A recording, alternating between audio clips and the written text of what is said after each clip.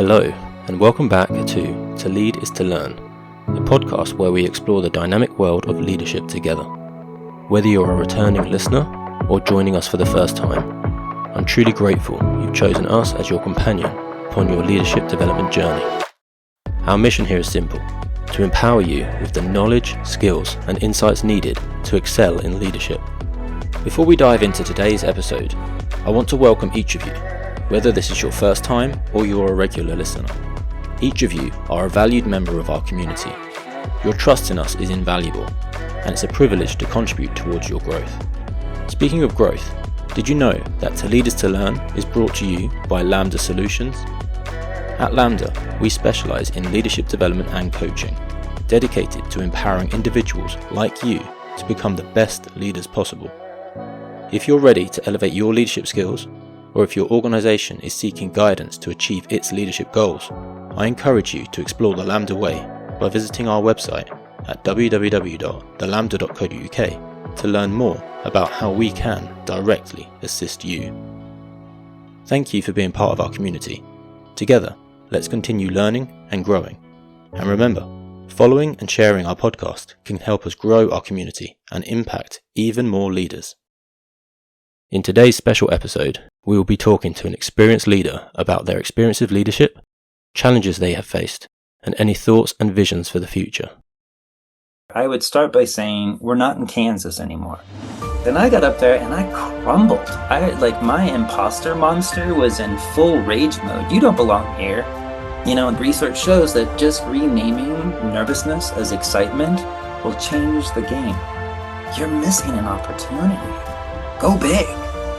And let's be honest, we're all maxed out on our workload right now. So I appreciate where you're coming from, and separate data from opinions and judgments. Let's start with data. What are the irrefutable facts of the situation? You may be on mute, but your body isn't. Concision equals power in most environments. That's when a leader can get up there and share their message in a way that makes you lean in and listen. Without further ado, here's Salvatore Manzi, leadership communication coach, helping founders and teams to help them transform complexity into clear, compelling communication, and author of the book Clear and Compelling.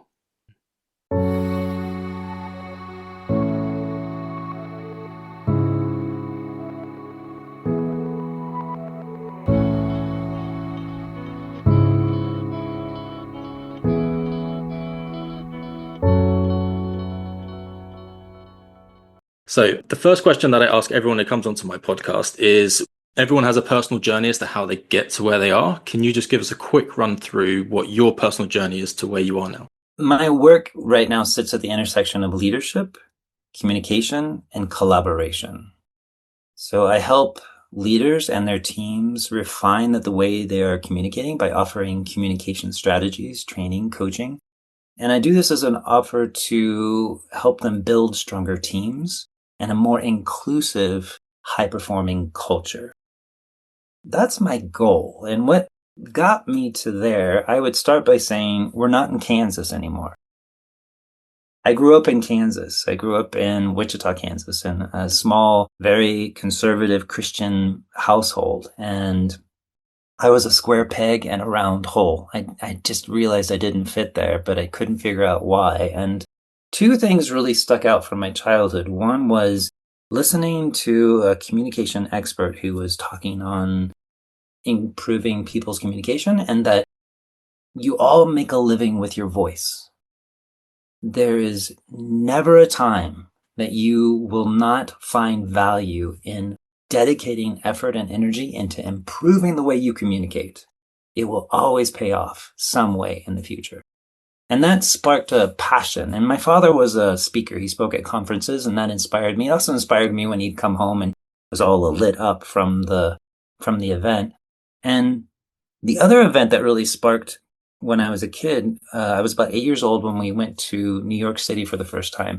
And my mom made the comment, "Oh, you're just naive. You're a naive little boy from Kansas. You don't understand the ways of the world. The city would eat you up." And that like was just the motivation I needed to go out there. And I'm like, I'm going to learn everything about the world. I'm going to learn everything about culture. I want to understand and not be the naive boy from Kansas. So when I went to college, I went to the University of Kansas. I lived in the International Hall, 46 plus countries represented. And I was thirsty with curiosity for the different perspectives, for the way that they operated within a foreign culture themselves on the university. And then I got my degree in communications, focusing on organizational behavior. And I began leading programs on multiculturalism. What was then called multiculturalism, now we call DEI, or diversity, equity, and inclusion. However, it's considered illegal in some parts of America right now, which is awful on its own. As I began speaking on multiculturalism, it increased my own thirst. And as soon as I graduated from college, I began a lifelong nomad adventure. And I have lived in 100 plus places all over the world, each time exploring the culture, the perspective, working in different organizations and seeing how they operate, noticing how a person's communication can either create connection or division, can either take a big idea and help it turn into something active, or can download data bits and overwhelm people as they go. So that's been my path through becoming a communication coach and consultant. It's interesting you said about obviously multiculturalism has then evolved over time. You've obviously had a large exposure to that with your university, living in with 46 other countries. You said you've then lived in 105 different places. Just having that exposure, I guess most people don't have that. So what are the key elements that you learn, from that experience that has taken you through your career and has helped you and benefited you? Number one is lead with curiosity. Never assuming malicious intent is a challenge, I think, of the human condition, because we are programmed to take everything personally from our egocentric view of the world. So when somebody does something, says something, if something happens, especially in our workplace, our knee-jerk response is going to be to take it personally.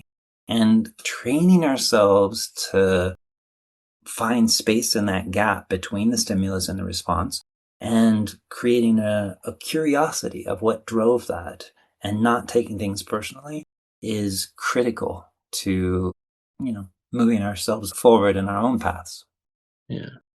I guess, that time, that space, that it's the classic thing, isn't it? When you're told when you're a kid is like count to 10 between feeling anger and then responding. But as we're in high pressure work environments, that's very hard sometimes to even notice those little woodpecker chips that just hit away at you. And, it's like the little thing, and then suddenly you snap. And actually, that never assume malicious intent. I think that's a good way of rewiring your brain to actually realize this person's trying to get the best out of themselves, just like I'm trying to get the best out of them. Right. Leading with curiosity also sparks a little bit of empathy. And, my hack for this, and it's funny you mentioned the 0 to 10, because I have programmed myself so hard with that I literally will count to 10 as soon as I feel a rush of emotion. Oh, that's my sign, count to 10 before I respond. My hack to this is that I will imagine the person as a 4 or 5-year-old. Like, imagine that whoever it is that's talking to me is actually just a child, and they are unaware of the way they're coming across. And then looking to see, like, what are the individual motivations that are sparking that sense of behavior from that person. As long as it's not violent, I can hold space to analyze it in that way. How do you sort of align the imagining they're a child and not communicating to them as if they are? Because that can obviously be very patronizing as well. I appreciate the challenge there. And I think that when a person starts to do this, they're going to overcorrect and actually sound patronizing or robotic. And that's natural. As we're learning a new tool, as we're learning to develop in a new way, that's a natural progression. My number one principle of communication is you, then me. With that idea, when I want to express empathy, when I want to look at what's going on, and I don't want to sound patronizing, What I can do is simply talk about you, my listener, and before I get to my perspective, my agenda, in the sense of I will ask myself and then say to the person, what's going on in their world? On a macro level, on a micro level, what's going on in their world? What potential hopes and fears do they have around this particular situation? And what's an elephant in the room that needs to be spoken to? So I would say, well, I hear what you're saying. I imagine with everything that's going on in the world right now, it's creating quite a bit of pressure. And you're probably hoping that we can resolve this within a timeline and on the budget that you want. And you might be worried that this is going to go ongoing through too many iterations before we actually get to what you want to get to. And let's be honest, like we're all maxed out on our workload right now. So I appreciate where you're coming from. And if you allowed me, I'd like to share with you my perspective of how what you just said landed and how I can see a way forward for us.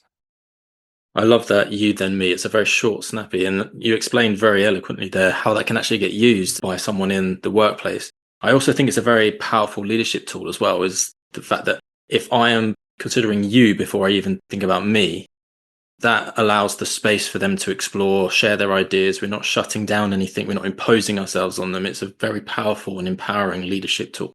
Exactly. I mean, research indicates that a person is more apt to listen when they feel heard or seen. Acknowledging some element of you before I get to me is going to create that sense and allow defensiveness to drop and an openness to come about in what I'm sharing. Mm.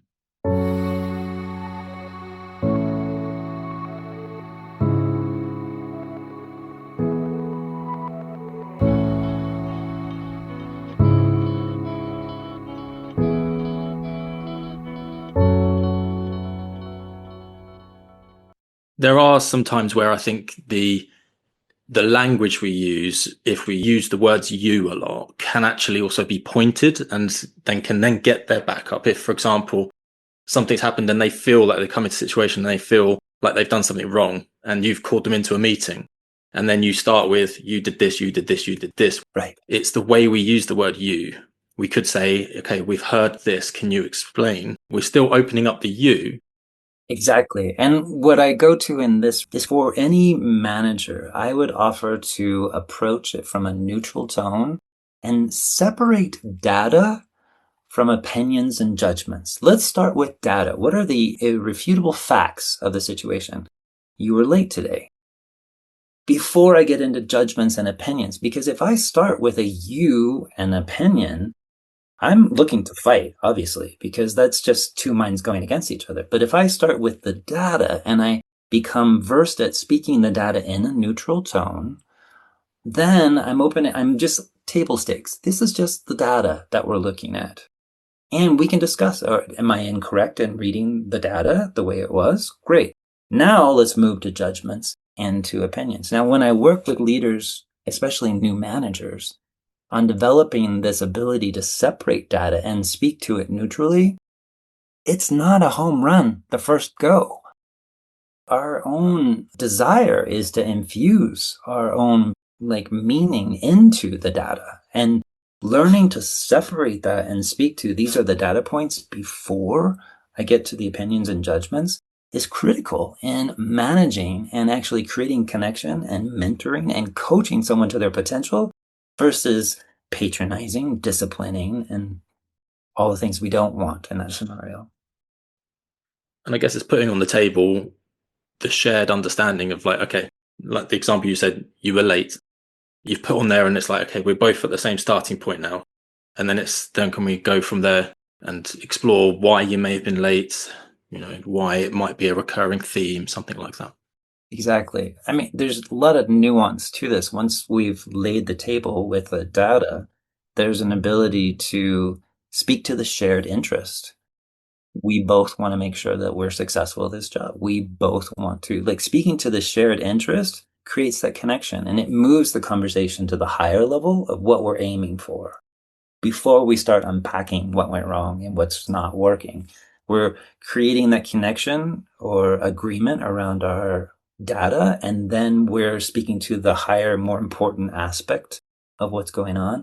And then we can start getting into the details of how this behavior, whatever, needs to be addressed so that we can move forward in a better way.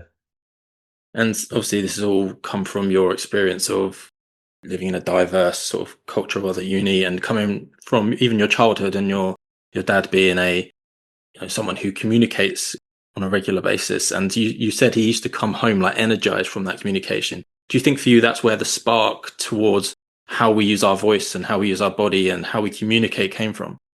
It's a both and. When I saw my father doing it, I was like, oh, I want to try this. And I got up there and I crumbled. I like my imposter monster was in full rage mode. You don't belong here.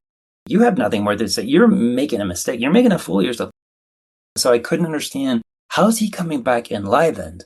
I'm coming back crushed. And I had to go on a personal journey of exploration to understand, like, what are my driving factors? What are the limiting beliefs that keep me from showing up? And somebody once said that public speaking is the scariest thing any human can do. I'm like, okay, I'm in. I want to figure this out. If that's it, I want to conquer that fear. Because if I can conquer that fear, I can do anything. And so I threw myself into the fire again and again and again and again to learn, like, what's happening. What I learned too is that a lot of communication, especially when it's one to many versus one to one, when it's communicating one to many, it's difficult in that it is requiring a sense of authenticity and requiring a sense of being seen. And I believe that presence, when you talk about a person having presence, it's when they found a place to find comfort within authenticity. That's when a leader can get up there and share their message in a way that makes you lean in and listen.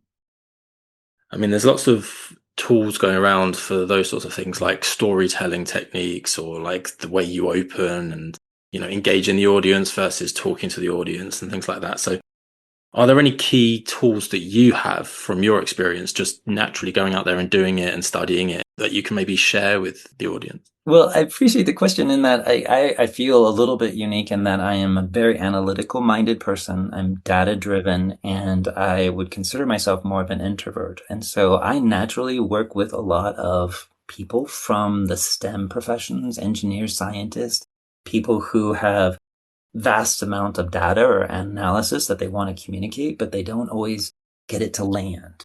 And I helped them because I've been in there. I've developed frameworks for different contexts. If you want to open up, follow this framework. If you want to answer questions, follow this framework. If you want to close in a good way, follow this framework. So analytical STEM professionals, we like framework. Give me a framework for that context. I can follow it until it becomes muscle memory, and then I can start dropping it. The other side of it are delivery, right? It's not just what you say, it's how you say it. And the delivery tools, I mean, I put myself through stand-up comedy. I don't know if you've ever tried that. That is just, it's the scariest thing ever. Like, I took an acting class, I took an improv class, I took all kinds of like different classes to understand how the body communicates and how can I be intentional around the way I'm using my body as I'm communicating. So for me, my whole repertoire, my book is going to be coming out in September. There's chapters devoted to frameworks and techniques around delivery so that I can show up with presence when I do go out there. And your question was really, what's one of my go-to tools? I mean, other than you, than me, which is number one, I would say the second thing is metaphors move minds. Data on its head is not going to convince people. Your logic, your reason, your statistics, your history, it's not enough to really bring a big idea home for people. If I can speak in an analogy, if I can add the color of an example or a story, as you mentioned, or a metaphor, it's going to help make my data make more sense. It's kind of like if I just gave a person a blueprint without any context, without telling them that this is the blueprint of your new home, they're not going to get it. But as soon as I say, this is the blueprint of your new home, now I get it. Now I understand why this is happening. And now it's going to come all together. So metaphors move minds. Learn to speak in metaphors, analogies, stories, so that you can connect your big ideas to your listener's brain. I guess, yeah, it's starting with emotion, isn't it? You're trying to incite emotion in the person listening to then tell them maybe the facts, the figures that can actually like reinforce that and go, okay, this now has weight to it. Yeah, and I love it that you brought this up. It is emotion. The other side is visual. The majority of our brain is focused on processing visual stimulus. And if I can make my data point visual and emotional, I'm going to make it more memorable, sticky, right? If I make it just emotional, it's going to stick. If I make it just visual, it's going to stick. But if I can make it visual and emotional, boom, they're going to walk away never forgetting that moment, which is why stories are so important.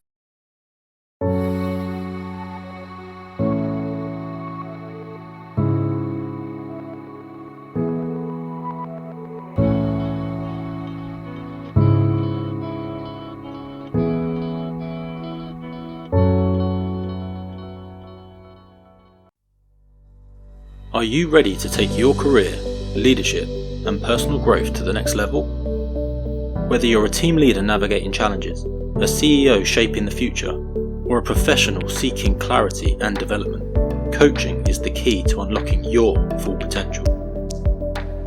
At Lambda Solutions, we provide expert coaching to help you think, grow, and lead with confidence.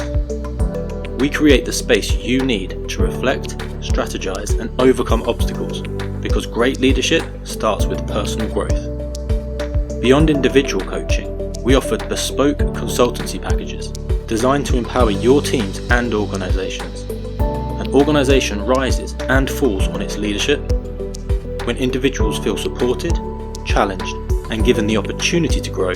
They thrive. And when they thrive, they drive the success of the organization. Developing your organization's leadership is key to unlocking this potential. So, why wait? Invest in yourself and your future today. Visit www.thelambda.co.uk to explore how we can support your leadership journey. Let's learn, grow, and elevate your leadership potential together.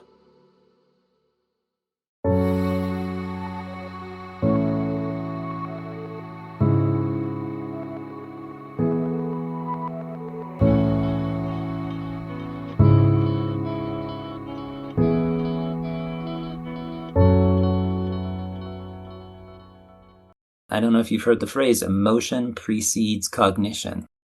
You probably know the research from the MRI study. Yeah. The fact that you get an emotional response way before you get a rational response. Yeah, before your brain is even processing the data, you get an emotional response from the amygdala. The research they put people to MRI, showed them scary images. The amygdala reacted before the brain even processed what the image was. And what that tells us is that our bodies are going to respond quicker to the emotion that we're getting. So again, it's not just what you say, it's how you say it. It's not just what you shared with them, it's how you made them feel when you were sharing.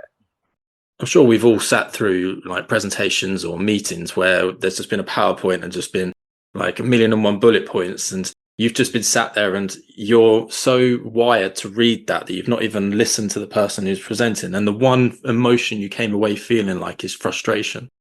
Overwhelm, exhaustion. Like I literally wore myself out trying to focus on this presentation. I like to say dialogue, not download. The research shows that the brain naturally needs a new sense of novelty within every 3 to 5 minutes. That's why TED Talks, you did a TED Talks, TED Talks are designed with beats that are 18 minutes, and they're meant to have like a segment every 3 to 4 minutes, or you break it. Or if you look at TV shows are also based on beats. They're anywhere from 2 to 5 minutes. There'll be a beat, there'll be a change in the character, tone, something to keep the energy alive. So like just download of data is not going to work. We need to actually create a connection and create a pattern disruption somewhere in the 3 to 5 minute zone so that people can start processing something new. So even if you're in a presentation and you've got to give a rundown of all the latest figures, it could just be a matter of like, okay, let's discuss this before we do the next thing, something that breaks that rhythm up.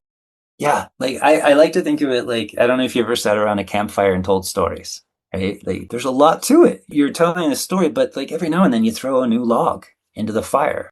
That's like a new data bit. And every now and then you'll poke the fire. That's where you ask a question. Or every now and then the wind will shift and the smoke starts going somewhere else. That's where you physically shift or change your tone of voice to make your point. Like, the brain craves novelty. The longer we're listening to the same, the sooner we're going to trail off. This is why I've landed in the space of helping engineers and scientists, because when we're talking to each other, we can just stay in that data zone. Like, if I'm talking to another analyst, like, we can talk analyst stuff back and forth. But when I decide that I want my brilliant analysis to be like influential on the company's direction, I need to be able to speak in a different language. And that's what I help my clients do. I help them learn how to turn their data into metaphors, analogies, stories, and learn the cadence so that they can have more influence and presence when they're doing their presentations. Yeah, definitely. I've spoken to a few people and talked about how to talk within spaces and how to use spaces. So obviously where you stand within the space as well is quite important. The way you project yourself in terms of the volume you want to go to, like if you want to go louder to, maybe emphasize a point, or go quieter to bring them to you. But then there's that subtle thing, which is the micro expressions and the way that you sort of present your body and hold your body, like, how you hold your shoulders and how just all these sorts of things that sort of come into communication. And I guess when someone is so analytical about it, they can overthink it too much and it starts becoming unnatural, the way they hold their body, the way they move, the way they talk, the way they rhythm their speech. So I guess anyone listening who is a little bit iffy about communicating, it's the fact that, you're going to bumble along for a bit trying to figure out how to use all of these tools before you stumble upon it. It's not going to be a thing that you can listen to this conversation and then tomorrow be like, bam, look at me, I'm a new me. You're right, exactly. I like to say, you may be on mute, but your body isn't. You're sending a wealth of information to your listeners before you open your mouth, and even above and beyond the words that you're speaking. And I teach training courses too. I'll do like a 6-module training for elevating communications within an organization. And I'll do a whole module just on voice, how to use your volume, how to use your tone of voice, how to use the pause effectively. Now, at the end of that 90-minute session, they have like 12 or 15 tools to go out and start practicing. It's insane to think that they're going to master all of them the next day. No, pick one thing. If you're listening to this and you're like, okay, I'm a little bit stiff, or I want to try to be a little bit more body aware as I'm communicating, pick one thing. Maybe it's going to be a gesture. Maybe it's going to be to learn how to whisper in a way that connects. Pick one thing and practice it for an entire day. And then at the end of the day, try something different the next day. Reflect on how it worked. Reflect on how people responded to that new way of you reacting. Some people liked it, some people didn't. Sometimes you went too far, sometimes not far enough.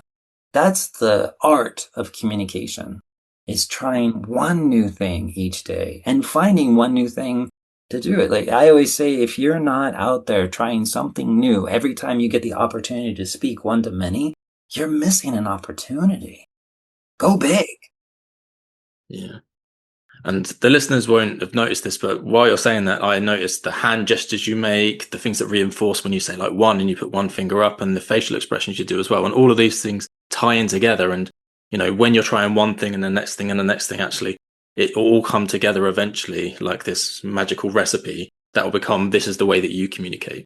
100%. When I started working with a communications coach to really take my communication to the next level, I'd already been speaking on stages for many years. And I started working with a coach because I wanted to see what I didn't know, right? Where do I have room? I was over gesturing. I was the Italian, like orchestrating my entire dialogue. And I had to become intentional and place one gesture. And it was like my mind was in a taffy making machine. I couldn't think anymore because my hands were restricted to one movement, and it was hard. It took days. One of the hardest things, though, was not just the body language, it was eliminating but. I like to say bridges, not buts. Eliminating the word but from my day-to-day conversation has been a game-changing way to operate, because I'm no longer discounting what I just said or creating hard pivots or discounting what person has said to me. If I learn to always use and, then I continued the conversation. It took me 6 months. It took me 6 months to eliminate buts from my vocabulary, and it still pops up every now and then. I like to tell everybody you get 1 but per day. That's it. Once you've used the but, you have to find a way to use and from then on. That's interesting, yeah. Because, but I guess when you're the listener and someone says blah, blah, blah, blah, but, blah, blah, and you're suddenly at the but, you're like, wait a minute, I'm trying to find what's the thing that's contradicting the thing you just said before. And yeah, it's almost like you sat down at a beautiful meal at a restaurant and you're having your appetizer. We'll imagine that it's mozzarella and tomatoes and it's delicious. And then you're mid-bite and the waiter comes, takes it away and puts down your entree. And you're like, wait a minute, what happened? And I've got to do, and that's what buts do. Buts do that to a conversation or a presentation. Learning how to live in the yes and space will continue conversations, continue connections in a very beautiful and collaborative way. yeah, I have a thing that I've become aware of is either I say okay or so at the beginning of points that I'm saying. It'd be like, okay. And sometimes even worse, it's okay, so, and it's so annoying. It's so annoying. That was me too. Mine was so. And another coach pointed out that I'm doing it. And I was like, so that's step 1 is becoming aware of whatever that tick is. We all have mitigating language. We all use ticks. For me, I was saying so as a way to spark interest or to let the people know I'm speaking again, or, okay, everybody listen up. And finding a way to hold the energy of so without saying it became a game. I gamified it. Like, okay, I'm going to see how far I can get through today without saying so. Or for me, it was also at the end, I would be like, right? Like I got to stop putting those little additives on the end of it as well. Yeah, that sort of takes away from your authority, doesn't it? If you're asking the question, is that right? 100%. It's watering it down. Research shows that the longer a person explains something, the less confident they sound. Concision equals power in most environments. And learning how to not water down our message with all of the mitigating words makes us and our message more powerful. Speed as well. If someone speaks too quickly through it, they're trying to just blurt it all out. That sort of sounds like they're not quite confident in what they're saying as well. I would agree. Hesitancy, there's a higher pitch that comes up and then we start talking faster and the next thing we know, oh my God. I literally lost my voice. The very first time I got on a stage, I lost my voice. It went up so high in pitch, I was so anxious. And this is my body portraying myself. The reality is we get a flush of adrenaline at the start of any one-to-many conversation. And that rush will either cause us to constrict and speed up and act outside of our normal nature, or we can reframe the rush and just call it excitement. Research shows that just renaming nervousness as excitement will change the game.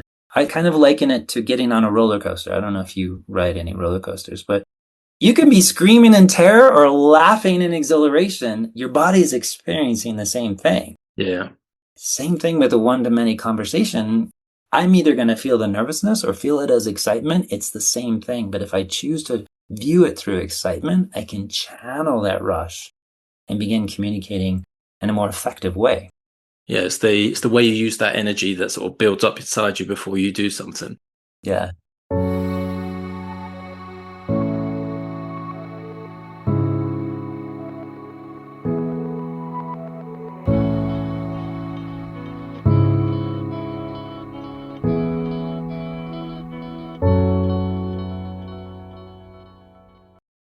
I'm going to say, just like you, I still am quite an introvert, and I went into teaching quite early on as well.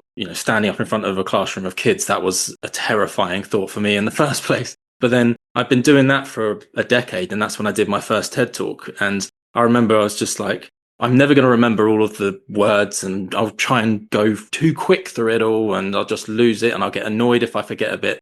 So all I focused on, and you'll probably notice it from having watched it, is I learned the first line, and I was walking up and I felt that energy, and I just thought I need to slow down. And right at the beginning of that TED Talk, you can see that I'm very nervous, and then I sort of come into it a little bit towards the end. And that was the first ever time of public speaking and trying to learn that energy and how to use that energy. Wow. That's awesome. I love the story. And yes, I did notice, but I didn't judge it as nervousness. I did judge it as excitement. Like, I judged it as you're very excited to share your physics approach to time. And I don't know, I was also keen to listen in on what you're sharing too. So good job. Good job, like channeling that. It's you're waiting to come on. And that's the worst part, is when you're one of the ones further down the line and you're watching all these amazing speakers go up and you're just like, oh my God, how am I going to match that?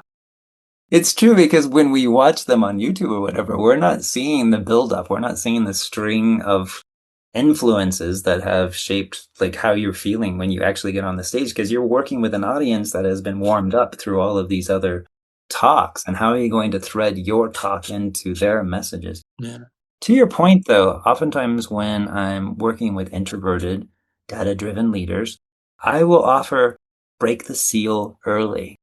Find a way in that meeting to get your voice in within the first 10 minutes. You want to say something relevant, obviously, but find a way to get your voice in to just break the seal so that you're not 40 minutes into the meeting before you make your first comment and your voice cracks and like, oh, I wanted to share with you whatever it is. Like, find a way to get that juice flowing before you actually get to the performance moment. I love how you preempted. That was my next bit I was going to segue onto. In meetings where like there's 8-10 people in there and it's like you're that, I guess, young leader, you just entered that room, maybe this is your first, second, third meeting. It's like, how are you going to break that? And as you just said, just go ahead and say something. Just right at the top, just say something. And if you don't have the liberty of walking around and shaking off the excess nerves, if you have to sit in that meeting and listen to everybody else waiting for your turn to come up, like, your breath is your number one tool. And it's not the inhale, it's the exhale. A slow exhale, and holding the exhale calms the body. Box breathing, where you inhale for 4, hold for 5, exhale for 6, hold the exhale for 7, does 2 things. 1, it calms your nervous system. Secondly, it gives your brain something to focus on, counting, rather than perseverating around your actual talk or what your points are or something. And I guess if you're also sitting in there and you want to get an idea forwards, the fact that you've broken that early on, maybe you've just taken a moment to introduce yourself around the room so everyone's heard your voice. You've just broken, like you said, the seal in the room. That allows you to go, okay, I have an idea, I have a thought, because you've already done that. Yeah. And my rule to that, to any of my tribe that are out there, state the obvious. If you're not sure what to say, state the obvious. Like, my clients are often telling me, well, I don't want to just speak to be heard. I want to add relevance to the meeting. And I get that. You don't want to simply say what everybody else is saying. You want to add value. You want to lift the conversation. And if you're not sure how to do that immediately, just state the obvious. Seems like we're all on the same page with this. It sounds like there's some conflicting ideas here. Stating the obvious breaks the seal and gets your voice in, and it allows you to start greasing the wheels to get to whatever that elevated thought is that you want to share. And sometimes as well, it's if you're sitting on a question, then other people might be sitting on that same question and just maybe they're too hierarchical, too lofty to ask it. So they're waiting for someone like you to actually just ask that obvious question of, oh, can I just get this right? Is this... It's so right. I was in a men's leadership retreat once where they made the comment, if you're speaking from your heart, you speak for all of us. And it took me a long time to really understand that. If I have a sense of something and I can feel it, I can feel that desire to share it, it's being felt by many. And so if I share that question, if I ask that question, if I make that point, I'm doing a service for everybody in the room, not just trying to get my voice in.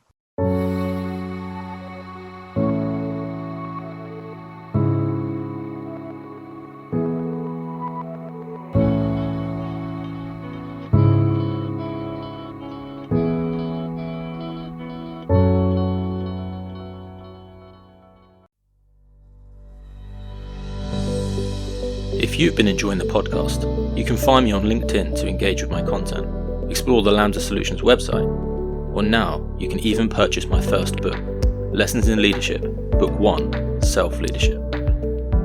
It's available now in hardback, paperback or Kindle editions on Amazon, as well as on the Waterstones website. This is the first book in the Lessons in Leadership series, and it explores what it means to lead yourself before you lead others, understanding yourself and how you can build the habits, resilience and clarity that underpins authentic and effective leadership. It's about understanding your values, strengthening your mindset and developing the discipline to show up as the best version of yourself in order to bring out the best in others. Whether you're an experienced leader looking to take the next step, a new leader just starting your journey into leadership, or someone who simply wants to take ownership of your growth, this book can be your starting point. Search Lessons in Leadership, Self-Leadership by Christopher T. Waters and start your journey towards becoming the leader you deserve to be.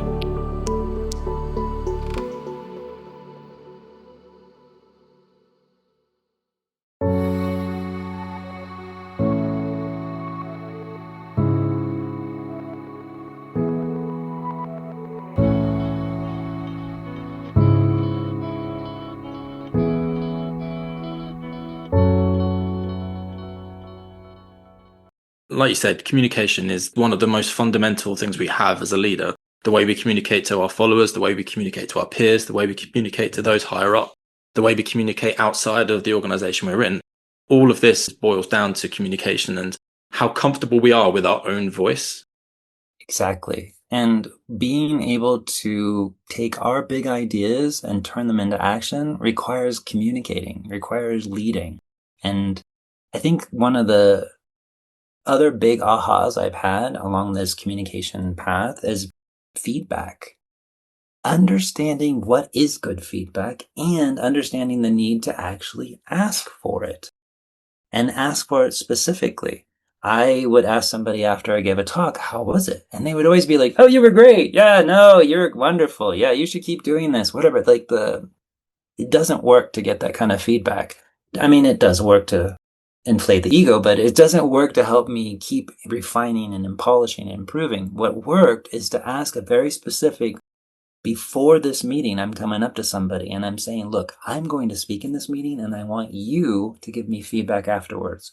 What did I do that worked in your judgment? And what did I do that could work better from your perspective? I'm being very specific. If I can get even more specific, hey, I'm learning how to use my voice in different ways in meetings. I'd like you to give me feedback. Was I loud enough? Did I talk too fast? Did I hold the pause for more than a second? Give me feedback afterwards. How was my pause? That way I'm empowering someone to give me the feedback that I need to help me polish, but I'm actually making sure that I get feedback. I don't know if you've heard of Tony Robbins. He's a leadership. Yeah. He had a first job where he was required to speak at different events. He chose to do it 5 times a day, 10 times a day. He went way above and beyond, and he went up to somebody every time and like, how can I make this better? And he would not let them leave until they gave them one bit of improvement. Now, obviously, I'm asking, what would make this better for you? That's not a universally applicable idea that I could put into every one of my talks. So you didn't like that I talked about this. Well, yeah, I get it. You're uncomfortable around that, but I'm not going to change my talk. But for the most part, if I ask somebody, what can make this better for you?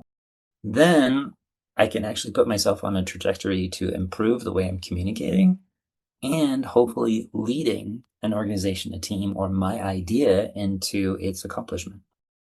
Definitely. And when you're talking about being that leader in the room, you also got to be aware of the hierarchy that you're within. I guess as much as we'd like it to not be a hierarchy, there is always hierarchies. And you walk into a room, if you are the most senior person in that room, every word you say has that added weight behind it that can either, as we talked about earlier, kill some creativity, can maybe overpower someone's thinking, make them think a particular way when actually you wanted to encourage, diverse thinking. So we got this power balance we have to think about, but we also have to think about how our presence there, where are we sat? Where are we sort of presenting from?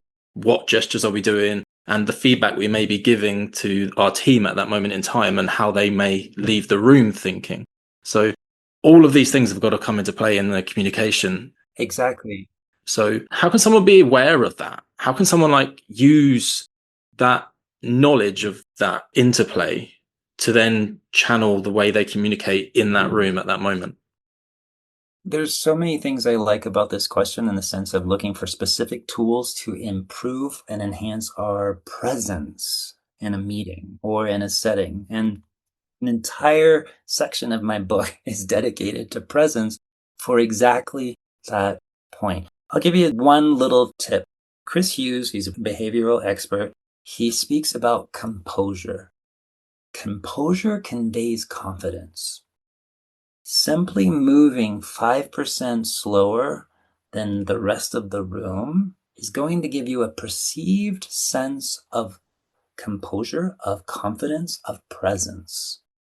Simply responding and speaking at 5% slower than the rest of the room is going to give you a sense of having more control, more intentionality.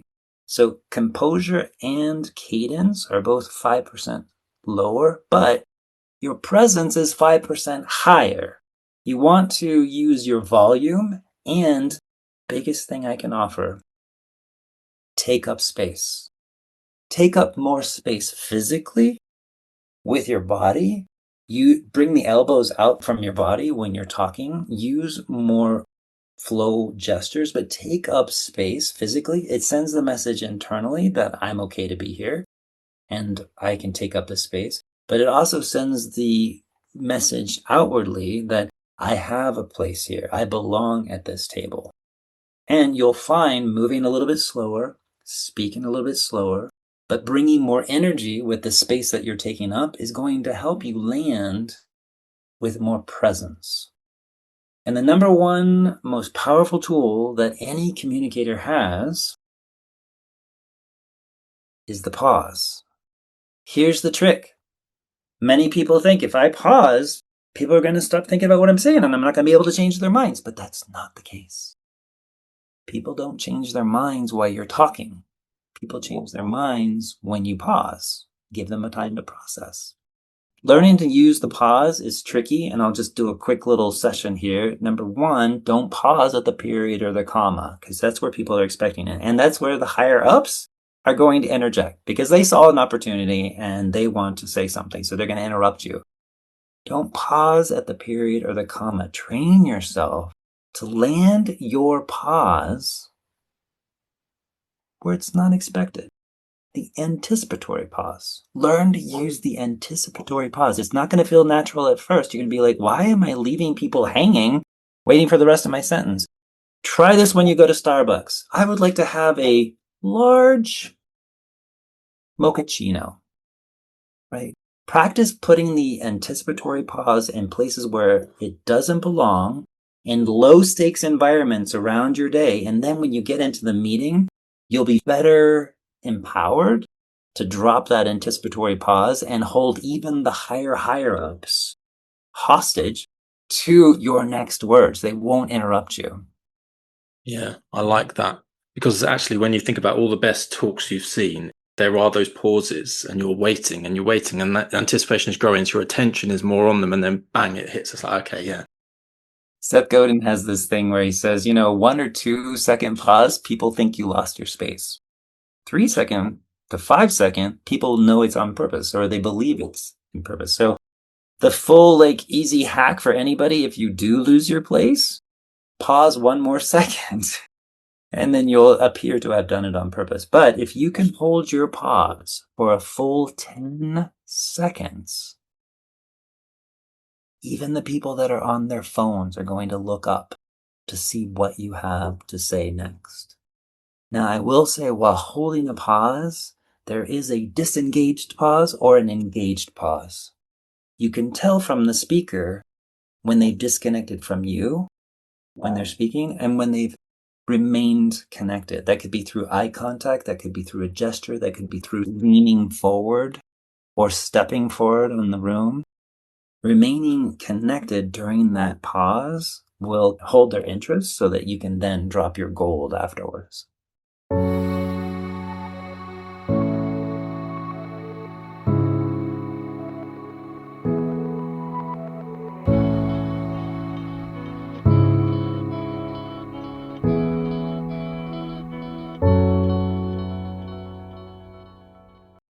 In terms of when someone's speaking, if you're the other person and someone is speaking, someone's doing the pause, I guess you have a part to play in the communication as well, because it's not just a one-way thing. So if you are in the meeting and other people are talking, there's things that you could be doing as well, which help the communication pathway, help them grow in confidence, help them become more creative and feel, I guess, empowered with their ideas. Have you got any thoughts around any of those?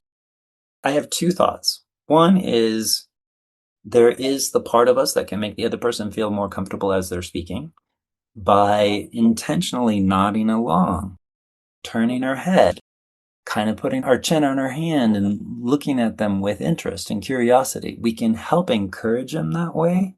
And many times, a lot of us, I would say, have been conditioned by society to behave a particular way in certain situations, where our knee-jerk response might be to give those sort of reflections at a time when it's not necessary. So more often than not, when I'm working with my clients, I encourage them to hold back from giving too much affirmation to the person that they're speaking with, that what they're saying is of great value and interest and all of that, but to actually learn to hold more agency and offer graceful, smaller gestures and smaller lean-ins that enable them to continue what they're saying and feel encouraged about what they're saying, but not overtly or overly like, oh yeah, please tell me more, tell me more. There's a time for that, right? If we're in the bar, if we're having a drink and you're telling me about a great story on a date or something, I'm like, yeah, tell me more. What happened next, right? But if I'm in a business situation, I might lower my perceived confidence, value, status in the room if I'm overly encouraging other people to speak. And I might be doing that because I've been conditioned through my upbringing to show deferential preference to whatever the other person is saying. So it's a catch-22, your question, in that, yes, we can encourage other people to speak and to engage and to enlighten us with their knowledge. And what I find is that too often times we're deferential to doing that when the situation doesn't always call for it. So being mindful of the two. What context am I in? All communication is contextual. Which context am I in, and how do I show the right amount of agency versus relation? I think there's the subtle reflection that people do of body sort of language as well. Like if someone speaking is leaning in, and when you lean in with them as well, it sort of shows engagement. It shows, yeah, keep going, without being the overtly, yeah, come on, tell me. So it's the subtle things we can do, just maybe reflecting some of what they're doing. I think that this conversation is worth a lot more exploration because there's a lot to be said about mirroring, the value of mirroring, especially if I'm talking to somebody and I want to get more out of them. We're in a virtual world right now. And in the virtual context, getting a person to open up and share is beyond just being a talking head on the screen. Number one, we have to look into the camera so that they see your eyes. Not just at the screen where they are and watching them and their expression. We have to look in the camera and connect with them so they sense that like connection and then get the urge to start opening up more and more. I work with a lot of nonprofits. I often coach my clients to, when they're talking to a funder who is considering offering money, like they need to look into the camera and connect with that funder to allow them to start opening up. If I'm trying to get you to buy into my idea and put the budget behind it, I need to look into the camera and connect with you visually. I have what's called the 10-second rule. The 10-second rule for virtual is the first 10 seconds, look into the camera. When you start to speak, anytime that you start to speak, the first 10 seconds are in the camera. After that, look around the room. You can look around the Zoom to see how your listeners are taking it. But that first 10 seconds, especially on Zoom, your box lights up. And everybody in the Zoom is looking around the screen. Nobody can see me doing this. I'm doing this for you. I'm demonstrating looking around the screen, trying to find the lit box to see who's talking. If I just look in the camera for the first 10 seconds, when they do find that lit box, they're going to make eye contact with me. Feel that connection. And then I can start looking around the room and continue the conversation. But yes, mirroring, agency versus relational, like there's a lot to be said about the dynamics of interplay and interconnected conversations, one-to-one or one-to-many.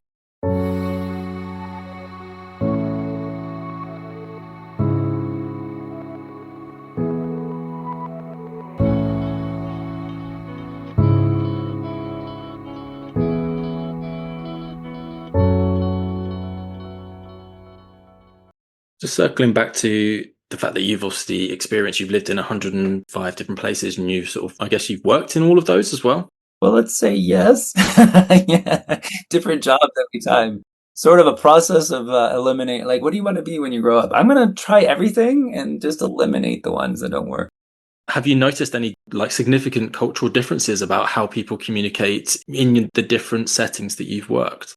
Yeah, there is a lot to be said about the difference between an Asian culture and Western culture, in the sense of direct eye contact can be perceived as aggressive in an Asian culture.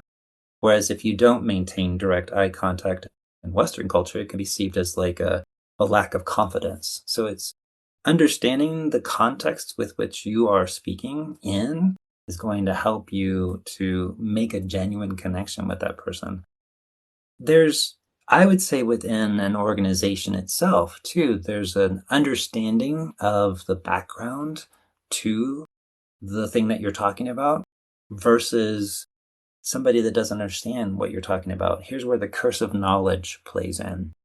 The idea that we are so close to our own ideas and concepts and work, we forget sometimes what the listener doesn't know and we glean over. In workplaces, this could be as simple as using acronyms instead of full, like saying it. Make a habit of making more inclusivity in every meeting by, first of all, calling out the entire acronym before you use it the first time. Secondly, share materials for the meeting before the meeting, especially for non-native English speakers, so they can have an opportunity to review it. Third, it can take a full 10 seconds for a person who is introverted to come up with a response. So training myself when leading a meeting to find other ways of allowing different diversity of thought to show up in that meeting as well. There's 100 more I could go into. I'll stop with that. But like, it is key to find the culturally appropriate context to operate within. And I'll leave one last one. How about that? The delay bias. Delay bias is something that we all have as an unconscious bias. And that is if somebody asks you a question and you don't respond in a certain amount of time that they perceive to be the normal amount of time, they will begin to think that you're not playing with a full deck, right? And we all learned this in school when the teacher would ask a question and you had a certain amount of time to get that answer before other students would laugh at you, or if you didn't get your hand up fast enough. Like, we feel this pressure internally. So we drive ourselves to avoid a delay bias or being seen as having suffered too long of time to give a thought. And the delay bias in different cultures shows up in a way that will make a person who's thinking in another language, converting millions of bits of data and variables into the context of the situation, appear to be less brilliant than they are. And the hack that I've learned to offer in that is to, again, state the obvious. Take us along your thinking. I have a client, she's the CIO for a major health organization, and she will sit there and listen to the whole room debating about something for 5-10 minutes, and then she will give the answer. Boom, here's the answer. And everybody in the room is like, how did you come up with that? Like, wait, where did you get? And they're not ready to receive the answer because they didn't go along with their thinking. So it's a twofold thing. To avoid the delay bias, we need to let people know the path that we're thinking along, and to avoid projecting the delay bias on others, we need to be cognizant of different neurological diversity and allow for more time in that gap between question and answer. I like that two of the things that you've explored there have all been around I guess, the bias that we have as native English speakers, that everyone understands what we're saying. Yeah, that's easy to do. And I've lived in cultures in countries where that wasn't, where English was not the native. That's very educational to discover, like, oh, wow, like a lot of my preconceived concepts are not going to work here. Yeah. Especially, I guess, if you start a meeting and you're starting a meeting with someone who's not a native English speaker and they're quite comfortable with the small talk because that's what they usually have a lot of. But actually, when we get into more technical terms, into the business meeting, they're not going to keep up as quickly and they're going to have to translate in their head. And giving them that space. Another thing I found is research shows it takes about 15 seconds for a person's ear to adjust to an accent. So if I was to talk to you like this for another 10 or 15 seconds, it would take your ear at least 10 seconds before you can actually hear every word that I'm saying. Everybody has an accent to somebody else. I was telling somebody recently, I moved to New Zealand and I was working in a coffee shop and somebody came in and goes, "Oh, I really like your accent." And I'm like, "My accent? Can you hear yourself?" No, of course he couldn't hear his accent because he was there.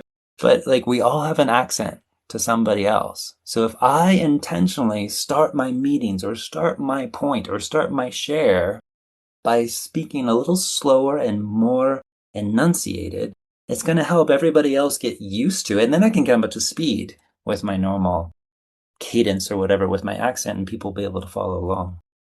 That's a brilliant piece of advice for people to take away as well. Just doesn't even matter if there's non-native speakers in there. It's just being a little bit slower because that gives everyone, particularly if you're the leader in the meeting, gives everyone else permission to slow down as well. Yeah.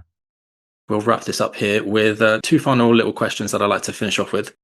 First off, if you were to go back to a younger you, what one piece of advice would you take back and give yourself when you were younger? Not about you. In the sense that too oftentimes as a child, I was more concerned about what other people thought than about what I think. And I so over-prioritized, I even made up ideas that they were paying way more attention to me than they were. It's called the spotlight effect. That idea that people are paying more attention to us than we think. If you see somebody trip while they're walking down a sidewalk and they look around to say who saw them, that's the spotlight effect. We automatically assume that other people are watching. So I would tell my younger self, they're not watching. It's not about you. Go have fun. I think that's something we can all consider every once in a while when we're feeling a little self-conscious in a meeting, doing a presentation, or just sometimes, I don't know, in the gym, you're a little bit self-conscious that actually no one's watching, no one cares. No one, yeah. And my last question I'd like to ask you is, what is the long-term impact that you envision you and your work having? My mission is to create a world of acceptance where everyone is free to express their authentic self in the circles in which they are operating. That is where I believe true value comes from. And I don't think we're that far from making that happen. No, I think that's a fantastic mission to have, especially in workplaces now, which are looking to become more inclusive. I think that's fantastic to be pushing that through and be one of the pioneers of that. So, well, it's been fantastic to have you on today. I'd love to have you back and to explore some more of the ideas in your book. Thank you so much. It's been a pleasure. Thank you very much for coming on the show. And until next time, remember, to lead requires us to continuously